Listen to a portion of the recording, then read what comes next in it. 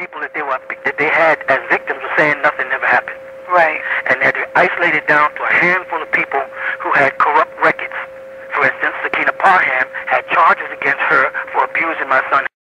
And she knew that she had filed child support in Clark County for me, but not in Putnam County, along with Pauline Rogers. Well, I went to court in Fulton County with Pauline Rogers, and I won legal custody of my children. And then Sakina Parham got scared because she knew once she came to court there, and they found out she had abused my child, that I would automatically get my son.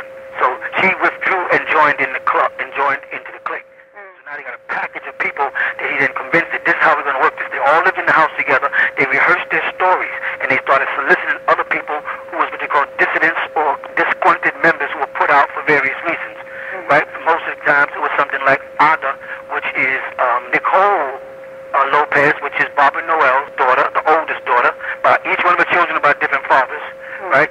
A letter surfaced where she's having a party with a bunch of teenage boys underage while she was overage, and she's admitting having sex with them and drinking and smoking marijuana and stealing a bunch of different things. That letter was entered, a portion of that letter was entered, I should say, into evidence. They didn't have nothing but a small pool of people that we had proven had all set a plot up in South Beach, Florida, bounced up into Atlanta, into a house that it was at, and was hanging out, and they plotted. They saw we had it. They knew they couldn't sustain the case. And what they didn't do, by the way, also the prosecution, as they call themselves, which is Maxwell Woods and Don Baskins, right? What they did is they called witnesses, but they called about 4 witnesses, right? We called all the rest of their so-called witnesses in the indictment. We put them on the stand. The so-called victims in the indictment, the prosecution never called them. We had to call the so-called victims and put them on the stand, and they had to say in front of the court, he never did nothing to me, I was never molested, and they still want to use those victims' names in their PSI and put as a part of the guilty charge when they got right up in the stand in front of everybody. And that's why the judge closed it down.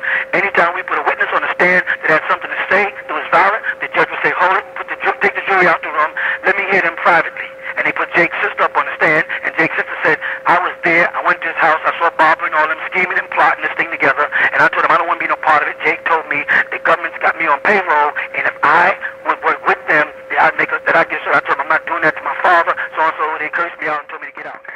I heard on the radio that the attorney put in his closing argument, putting that it was physically impossible for these alleged acts to happen. Yeah.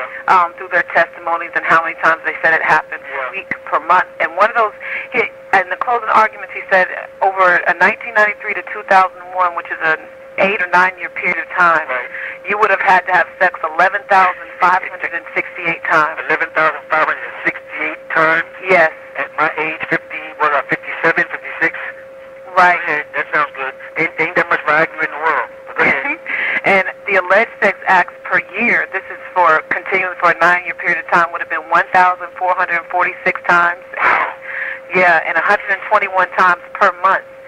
And he was mentioning that this is continual, like nonstop. So that's probably around 4 times a day for a 9 year period of time. That's physically impossible. It's a physical impossibility, and the judge recognized it. Right. Because they saw how the case was beginning to look ridiculous, especially at a man my age, to claim them having sex over coming out to about 1,000 times a week. That's physically impossible.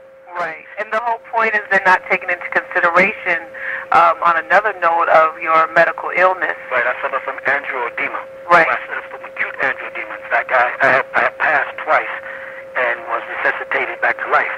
And I've had several seizures while incarcerated because of them not knowing what angioedema is and giving me raw medication over these last 2.5 years. And what it does is it reduces your testosterone level and it cuts down your sexual drive. So for 2 years before the arrest, I was already diagnosed with 2 years before May 8, 2000. I was already diagnosed with hereditary angioedema. Right. And they call it acquired angioedema. Right. And one-third of the population of people who have that die. Right? Well, and of course I've died twice, but by the grace of the Most High, my doctor was available, Dr. William Thompson. He brought me back, and he had this all on record, it's all logged. Right. But it brings down your sexual drive anyway. You have no interest in sex because your testosterone level drops. Right. That's the only way they can keep you from having flare-ups or swellings that, which can result like something very similar to an allergic reaction. Right. It goes around your heart, around your brain, could be around your eyes, or could be in your throat, any of the soft tissues. Right. And it affects you for life. So what I've been suffering for the last 2 years, though it appears there's no side effects, the fact that they've been giving me the wrong medication, down the line, 5 years from now or whatever, there will be a side effect to it. Damage will be being made. It's just that I'm being sustained by them giving you something like Benadryl just to suppress it, but it's building up inside anyway.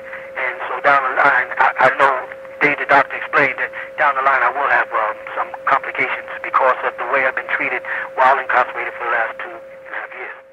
So yeah, it was impossible for me to be having sex like that. Okay, so what you're saying is there was a lot of testimony and a lot of evidence that did not even make it into the court that the judge would not allow, or the jury was not allowed to deliberate on. Privilege to it, right? Right. In fact, they put in the Boston newspaper, they said that the prosecution had 47 witnesses, and we only had 42. The difference between their witnesses and our witnesses were human beings, people who came to testify, and some of the so-called victims who came to testify on my behalf. This was nothing but FBI agents, doctors, so-called specialists, and their doctors are so ridiculous that they said if there's no scars, there's molestation, and if there is scars, there's molestation. So the attorney asked them, what's the purpose of the examination? And the doctor, so-called specialist, couldn't comment. How can you say, we got the minutes to that now, how can you say that if there's no damage, there's molestation, and if there is damage, there's molestation? That's a no-win-lose situation. Right. That's the kind of stuff they were trying to hide. Because they couldn't tie me into anything. They couldn't tie me to this so-called tie. There was no videotapes found in my house. No sex-rated, X-rated anything. They boasted they found X-rays. None of it was tied to me at all. When they raided my house, they found money. They didn't find money under my bed, first of all, because I have one of those mechanical beds and you can't go up under it.